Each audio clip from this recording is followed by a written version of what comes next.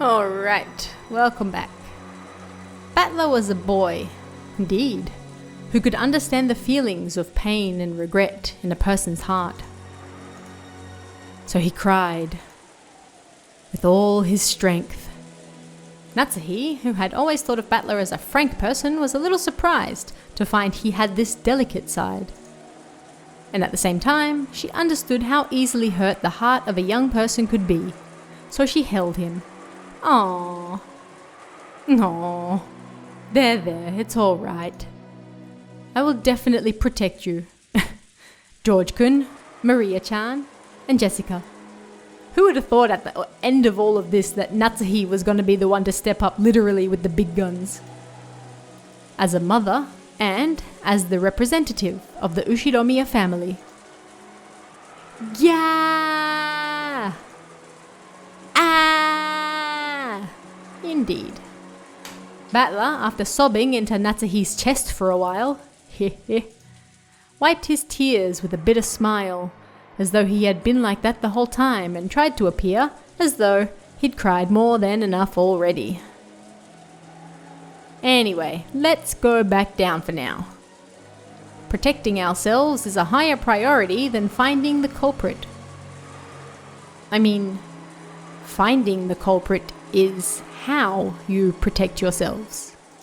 Just a thought. Tomorrow the boat will arrive. After that happens, the police will come and everything should be brought to light. There's no way the culprit can escape this island no matter how much they struggle. That sounds like a challenge. That's right. When the police come. When the seagulls cry. They said the thing. The crime will be solved.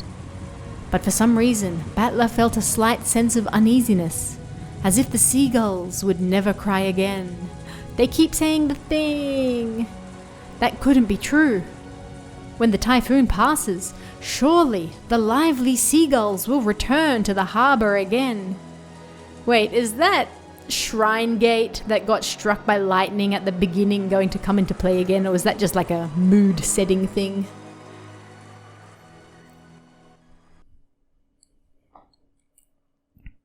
I returned to the boiler room along with Aunt Natsuhi and told everyone weakly that we hadn't found anything. How do you tell someone weakly? We heard that Dr. Nanjo and George Aniki had carried Kanon-kun to the servant room. The servant room had a first aid kit and a sink, and could apparently function as a nurse's office. Yeah, we'll just stitch up that giant stabbed hole in your heart, you'll be right. Kumasawa-san and Jessica had accompanied them. Stains from Kanon-kun's blood remained on the floor, forevermore. Judging by the large amount of blood lost and the ruthless shape of the weapon that had fallen carelessly to the ground, I figured that Dr. Nanjo's treatment would probably end in vain. No shit. That weapon was doubtlessly the same type that had been stuck in Aunt Eva and Uncle Hideyoshi's foreheads. But wait, there's more. Isn't the demonic design on the handle a little different? There seemed to be some small differences in that part. Ooh. Still, as far as their overall shape was concerned, the weapons were all of the same type. Though it had seemed brutal, we'd left the weapons stuck in Aunt Eva and Uncle Hideyoshi to preserve the crime scene. So this was the first time we were able to have a perfect view of the entire weapon. This game uses the word perfect really strangely. As we had expected, the weapon was not bladed like a knife but shaped like an ice pick. Or rather, a thin stake. And it had a spiral-shaped pattern, sort of like a drill. Ah, that must have hurt coming out. It looked like something that might be driven into the hearts of human sacrifices in some demonic ritual. I wonder. Including the handle, it was 25 centimeters long. Half of that was the stake-shaped part, which was stained with deep red blood. The length of the blood-stained part made it clear just how deeply it must have penetrated into Kanon-kun's chest. Rip.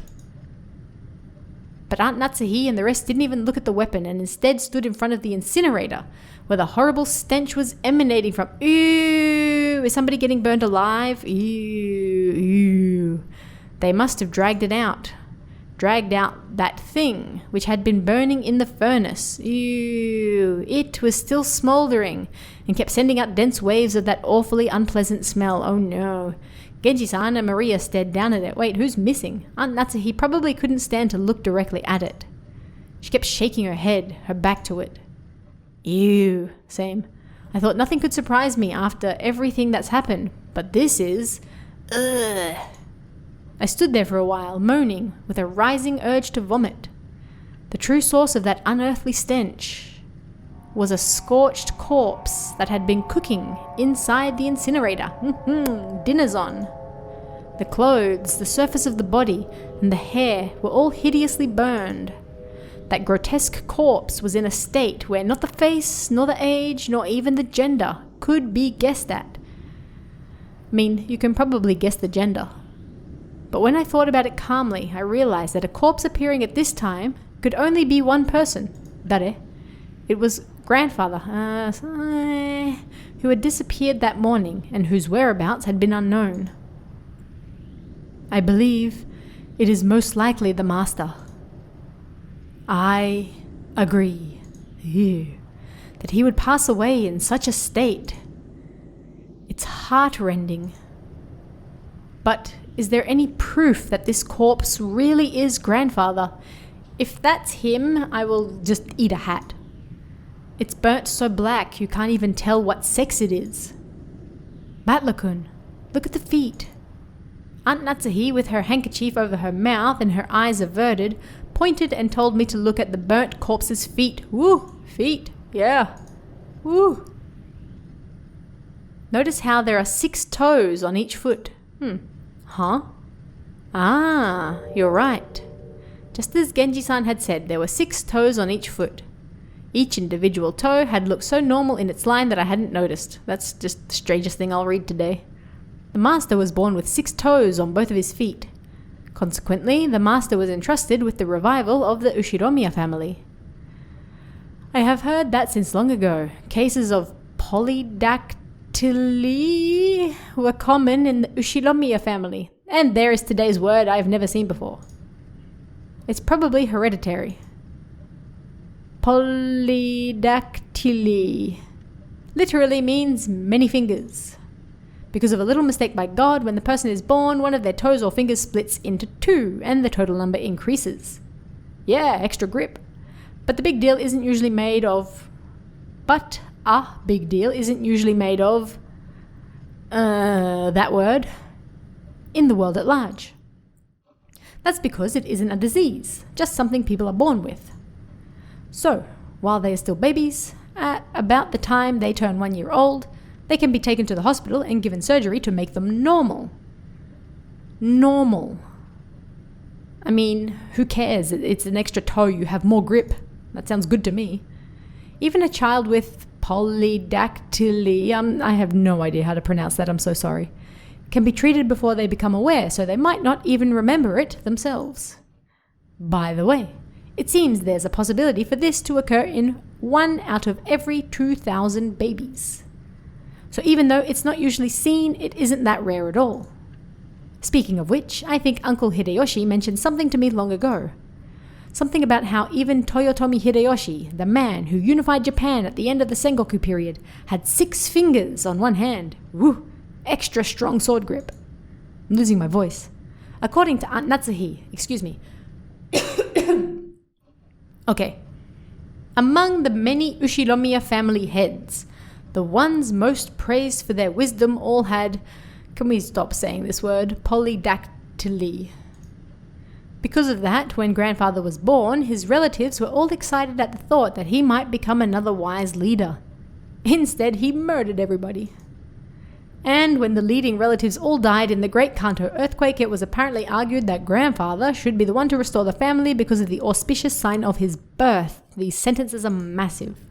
If grandfather hadn't disliked his position as the head so much, this 6th toe probably would have been pretty lucky for him. Come to think of it, I've heard about some country where it's believed people with polydactyly should be treated as gods and revered. This is beside the point, but it's fairly common in mystery novels for a corpse to be burned to hide its identity. But I guess that in grandfather's case, just toasting him wouldn't be enough. Really? Really? Just toasting him? He's in an incinerator? That's the word we're going to use? Really? And grandfather's body was not simply burnt. It was just like Aunt Eva and Uncle Hideyoshi and the thing that had been stabbed into Kanon-kun's chest. Okay. One of those demon's ice picks. Sounds like an ice cream I want to buy. Was stuck into his forehead. Ew. Ow. The head's ring is not on his finger. So the letter last night was telling the truth. Father would probably be horribly disappointed. Natsuhi-san let her head droop and closed her eyes tightly. Did they really kill him off screen? That's gonna upset me if that's true. This room had also become a vital crime scene for us to hand over to the police. At this point, the entire mansion is a vital crime scene. It was decided that we would leave grandfather's corpse here and lock the room, sealing it. That smell. It isn't clear when grandfather's corpse started burning in the incinerator. Since, according to Genji, the strength of the flames hadn't been that strong, the body must have started burning a long time ago and nobody noticed the smell, so that the stench could slowly creep out of the furnace and fill the room bit by bit, eventually pouring out and climbing up the staircase. Putting aside whether he was rare or well done, really, that... Grandfather had been brought out, killed and burned, even though he had started out locked away in the closed room created by his auto-lock. There's probably no doubting this. There's probably no doubt. Probably. However, according to Genji-san, the boiler room is usually locked. The possibility that someone outside our group had snuck in and committed the crime was overwhelmingly high. And there was also a good chance that this person was walking around with something like a master key. After all, the doors and windows throughout the mansion had been checked. But despite that, the culprit was able to strut around the mansion freely. Does this crime confirm that a 19th person exists? Oh my god, get over it. There's still that contradiction since they're trying to tout their existence without ever showing themselves once. Along with Kirie-san's chessboard theory, I've been using this contradiction to deny the existence of a 19th person, because you're a moron. By spinning the chessboard around once more, I'm gonna smash your face with that chessboard. The very fact that this crime makes it perfectly obvious that a 19th person exists means that the existence of the 19th person is even less plausible. Battler, shut up. You're a moron. As long as that 19th person doesn't show themselves in front of us. If the culprit could get grandfather out through the door sealed by the receipt, if they could kill Aunt Eva and Uncle Hideyoshi from the other side of a door sealed by a chain, then could they possibly go so far as to create a fictional 19th person through strange tricks and devices? Battler, you're a moron. If we still want to believe that the culprit is among the 18, then the list of suspects has grown very short because you're all stupid. The four of us kids, Aunt Natsuhi, Genji-san, Kumasawa Ba-chan, and Dr. Nanjo. One of these people has to be the culprit. It was Genji-san in the dress, in the kitchen, with the knife. Wait, we can't be sure of that. Just a second ago we started doubting whether the corpse here was actually grandfather's, right? Maybe we can think of the other bodies in the same way. What? For example, here we go. The first 6 all had their faces horribly smashed. Some of the bodies had kept enough of their faces for us to confirm who they were, but that old bastard, for example, had lost his entire face as though the whole thing had been neatly peeled off. Tasty. We only figured out which body was which by their clothes and surroundings. Did the culprit prepare a fake body beforehand and alter it to make it look like they died, even though they were actually hiding somewhere after committing the crime? It may sound ridiculous, you think, but it wouldn't be an impossible trick to pull off. It's too early to give in to this 19th person. No, this witch. Give in, Battler. Please. Maria-chan, you mustn't stare so fixedly anymore. I'm just seeing Maria-chan like standing there roasting marshmallows over her grandfather's burnt corpse. Come on, Battler-kun too. I'm worried about Kanon's condition and we mustn't remain in a place like this any longer than necessary. But my marshmallows. Let us return. Ew. Maria didn't go out with everyone else but remained in the boiler room. My marshmallows. The thing she was staring so fixedly at probably wasn't grandfather's body, but the demon's ice pick sticking out of his forehead. If it's a drill and it's stabbed into someone's head, that's gotta hurt. It was probably the sort of item that an enthusiast couldn't bear to ignore. Rip it out, Maria. Go on. I tapped her on the head. Stop hitting her. Hey, Maria. What's Beatrice after? Your soul. Is it all of our lives? Your souls. I love that face. Beatrice will revive very soon. Not soon enough. At that time, none shall be left alive. You tell him. How can you laugh at something like that? Because you're all morons. Do you think you're the only one who's safe? Why don't you feel like you're in danger? Why aren't you scared? Beatrice made a promise. She said she's gonna take me to the Golden Land. Ooh. It's a wonderful place where you have no obligations. Oh, the dream. Everyone's always together, and everyone is always nice to everyone else. I'm looking forward to it. Yeah, them crazed eyes. That time will come. Very soon now.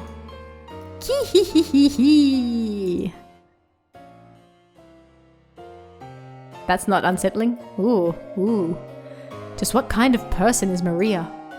I only know what Maria was like 6 years ago when she was 3. She was once pure and obedient, a good kid. This new Maria 6 years later and the Maria I knew didn't seem to fit together. Well, there's a big difference between 3 years old and 9 years old. God, just who is she? This witch who calls herself Maria. To Maria, who obstinately believes in the witch, this series of unsolvable crimes is proof that the witch actually exists. Every time something occurs that would be difficult for a human, it becomes a little harder for the rest of us not to believe in Beatrice. It must be an intense pleasure for Maria to see her relatives who once firmly denied the witch's existence start acknowledging that witch's existence one by one. Oh, I would give anything to edit these sentences. Like, I'm assuming obviously it comes from the Japanese. The Japanese itself probably should have been edited, but the same words and phrases keep popping up over and over in the same long, massive sentences that take up like half the page. It's just difficult to read. Is that why she's in high spirits? Maria, let me ask this one more time. You'll probably answer the same anyway, but I'll ask just one more. Just don't. You? Yesterday, you were given a letter in the rose garden. Oh my god, this took place like 15 hours ago. Who gave it to you? It was Beatrice. God, just kick him. Just kick him. Just do it. Ew. Like I said, Beatrice. Battler still doesn't believe, because he's a moron. Ew. Maria only repeated what she had already said. Just like this game! Maria met with the 19th person, the witch. Was that really a 19th? Oh my god, just go. All that's certain is that Maria has been with the rest of us constantly. She has an alibi and doesn't. She's simply overjoyed at being made Beatrice's messenger and perhaps isn't the 19th person. Come on, supposedly. Stop it. That's right. I wonder what's written in the letter we picked up from Aunt Eva in Uncle Hideyoshi's room. Yes, see? That's interesting. Let's go read that. Aunt Natsuhi should still have it with her. Go. Didn't even get me that time because I was just so angry at everything repeating. Stop repeating. I know. I've played through all 15 hours of this so far.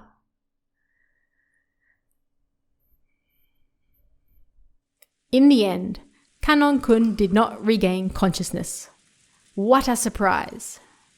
Even though Dr. Nanjo and the rest did all they could to heal him, of course, there was very little that could be done on an island like this without medicine or proper facilities. However, Kanon was the only human ever to confront the culprit, and he died painfully. If only he could give us some kind of clue. However, at the time they carried Kanon away, it was already too late. My sincere apologies. Without proper facilities, there was nothing I could do about such a serious wound. No, that's perfectly understandable. Thank you so much for giving it your very best. Dr. Nanjo's shirt had been sprayed by a violent spurt of blood, so it was easy to imagine the devotion of which he had tried to save Kanon's life up until the last second. Jessica was crouched in the corridor crying softly. She had probably been taking care of Kanon-kun until the moment of his death. George Aniki tried to approach her with words of comfort, but when Jessica pushed him away, he stopped trying to force her to talk and left her alone.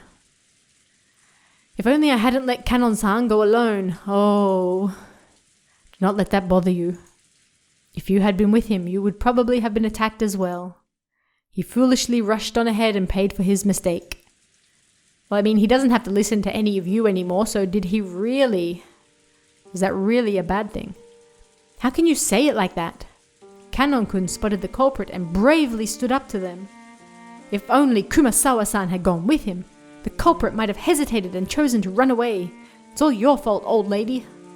Emotion-filled words that I never thought I'd hear coming from Jessica's mouth tumbled out. Kumasawa, looking truly sorry, could do nothing but hang her head. Jessica, you shouldn't talk to her now. It's the same for me, and probably you as well, right, Battler-kun? We don't know what's going on, and it feels like our hearts are going to split open. There were tears in George Anaki's eyes again. Seeing Jessica break down crying probably brought back the pain of losing his parents. I'd done my crying all at once, so I didn't feel like crying anymore. However, I understood how great the pain in their hearts was. It's okay, Jessica. You'll be able to meet Kanon again soon. Stop it. I don't need you trying to console me like that. I just mean you're all going to die. Ha ha ha ha. Beatrice will resurrect the dead and even love that has been lost. What? So you'll definitely be able to meet him soon. Then everyone will be able to live in peace. Ah. So the one who killed Kanon-kun is this Beatrice who supposedly gave you that letter yesterday. Where is she? Where's she hiding? I'll find her and tear her apart. Good luck. Tell me. You know who the culprit really is, don't you? What do you know and what are you hiding? Tell me, damn it. I mean, she's said it 1,000 times. Milady, please stop. You. Beatrice exists, you tell him. Exists. Ooh. Damn it, let go of me, Genji-san. Maria knows who the culprit is, she said it. You morons. And she's hiding their identity even though she knows.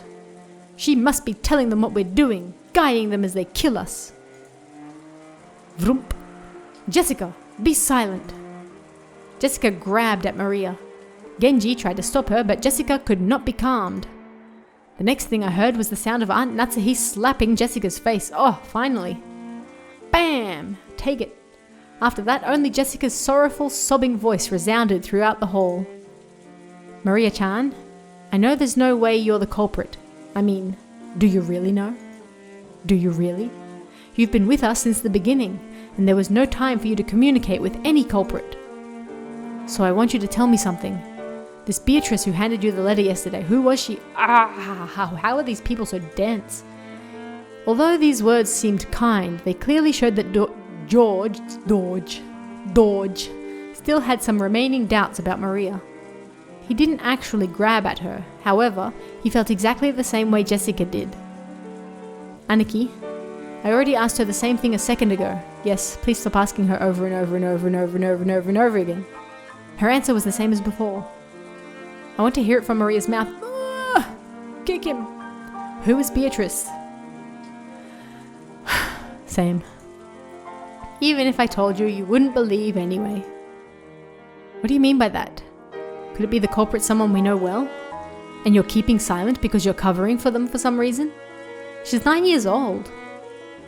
How would she even have that concept? Who gave you that letter? I got it from Beatrice. I'll say it no matter how many times you ask. You tell him. I got the letter from Beatrice. Ki-hee-hee. George Oni-chan, do you refuse to believe in Beatrice because she's not an opponent you can hit? Oh, going in. You want to turn your feelings of helplessness into violence and beat someone up, oh my. So you won't be satisfied until your opponent is a human you can hit. So even if I tell you the truth, you won't accept it. So it's pointless for me to tell you. You won't believe. But I'll keep on saying it, because it's true. Beatrice exists. Ki-hee-hee-hee-hee. The door to the Golden Land will soon be opened. I'll go there. Beatrice promised. In that world, Mama is nice, Papa is with us and is also nice. Ah yes, the dream. I want to go there right away. Everyone is afraid of Beatrice, but that's only natural. So calm yourselves. Beatrice said so herself. By the time the typhoon has passed, I'll have ended everything, she said. Ouch. Stop hitting her. Maria, I don't mind you being talkative, but let's leave it at that for now. I'll bet this is a pretty happy situation for you since you're always going on about how witches exist, but keep that to yourself for now. Don't try to force that on other people. Battler, shut up. Ew. I know I've been creeped out by this girl for a while now, but there really is something wrong with her. Something wrong with you? Don't you think so too, Battler, Genji-san? Kumasawa-san? What about you, Mom? Maria knows who the culprit is and she's hiding it. Okay, maybe she hasn't done anything directly, but she's definitely working with the criminal. That's right, she's a spy. Yeah, the 9-year-old girl's a spy. We can't let her stay with us any longer. Kee-hee-hee. Maria-chan, you must realize there are times when indiscreet discussion is best avoided. If you keep adding oil to the fire, even I will get very angry. Headache time. Aunt Natsuhi glared at Maria with frightening eyes. Maria was used to Aunt Rosa's loud style of scolding, but she apparently hadn't built up a resistance to Aunt Natsuhi's quiet sort of scolding. Well, and she has a massive gun. She shrugged and kept her mouth shut. A desolate feeling filled the room. They must have realized they were about to repeat everything again. Felt as though things would just get more complicated if anyone spoke. How many people have already died? Not enough. 6 people in Dad's group. Oh my god, we just literally went over all this. Oh, that's more than half of us, and right now there's absolutely no proof that the remaining 8 people will be safe. And the gun's back. At any rate, take a shot. This is no time to quarrel. Now that we are certain the culprit can enter and leave the mansion at will and strike out of nowhere, we must give our undivided attention to surviving until tomorrow. I agree strongly with Aunt Natsuhi. We can figure out who the culprit is at our leisure tonight. For now, though, we're better off finding a place to barricade ourselves in. As I said this, I pointed out the clock to everyone. It was already 8 at night. We had been receiving shocks over and over again since the early morning, and our bodies and minds were both completely tired out. There's still a long, long time until tomorrow. We needed to find some place to barricade ourselves in so we could rest our bodies and get even the smallest amount of relief. I agree. Everyone is already pushing their mental and physical limits, myself included. I believe it would be wise to take that into account as we move forward. That's right. There's a high probability that the enemy's got the equivalent of a master key. Were Shannon, Kanon-kun, and Goda-san holding master keys? Yes. They were supposed to have them on their person during work. We didn't want to disturb the scene, so we didn't investigate that closely. We can't eliminate the possibility that someone stole a key from them. In the first place, we know the culprit may have visited the servant room at some point to unlock the garden shed shutter. It's conceivable that they obtained a master key from there earlier on.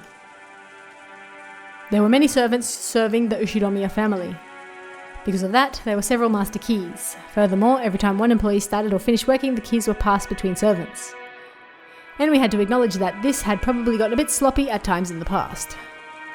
Even if they borrowed a bundle of keys from the pockets of one of the murdered servants, is there a safe place even those keys couldn't open? Because of the nature of our job, we have been entrusted with keys to all of the rooms. All of them in the mansion and in the guest house. So in other words, no matter where we hole up and lock ourselves in, it'd just be pointless. I mean, you have beds and chairs and stuff, just shove it up against the door. Fine, who cares about locking up? If you're gonna come, bring it on, damn it. I'll beat you at your own game. The enemy won't approach us from the front. I don't know about the first 6, but if we look at what happened to my parents and Kanon-kun and even grandfather, the enemy has only gone after isolated people. They don't have the power to assault all of us openly in a secure room. That's right. It's just like Aniki says. And maybe Aunt Natsuhi's rifle can serve as a deterrent to stop them from attacking. I love that gun. I hope that is so, but... Maria, I know you want to say something, but keep it to yourself and stay quiet for a while. No, you. You. Maria probably wanted to say something about how witches weren't afraid of things like guns. But if she were to say it out loud, the atmosphere around here would start to get pretty edgy. I had noticed and decided to put a stop to it. Oh, Battler, how valiant. If I may, I do know of just one place that cannot be entered, even with the servant keyrings. Where is that? That would be... Find out in the next episode of Umineko, where we repeat everything over and over and over again. See you.